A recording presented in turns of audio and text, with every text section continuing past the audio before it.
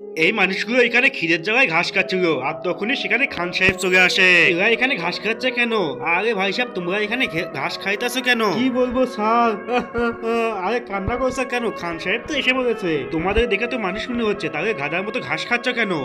কপাল খারাপ খান সাহেব, আজকে 3 দিন ধরে ভিক্ষে করতে গেছি, কেউ খাইতে দেয়নি। এখন আর কি করবো, তাই জন্য ক্ষুদের জায়গায় ঘাস খাচ্ছিলাম। আচ্ছা তোমরা আর কান্না করো না, চলো এবার আমার গাড়িতে উঠে বসো। মনে হয় আজকে কপাল খুলে গেছে। আরে ভাই দেখ কত বড় গাড়ি।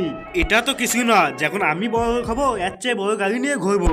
এই যে দোকানদার, 2 প্লেট পকোড়া দেওয়া তাড়াতাড়ি। দিতে আসি খান সাহেব। খান সাহেব তাড়াতাড়ি দিন, আমাদেরকে খুব খিদে লাগিয়েছে। এটা তোমাদের জন্য না, এটা আমার আর আমার গাড়ির ড্রাইভারের জন্য। তোমাদের জন্য তো আমার বাড়িতে ভালো খাবার আছে। এই হারামখোর তো আজকে এই দুজনকে তুলে না গিয়ে ছাড়বে।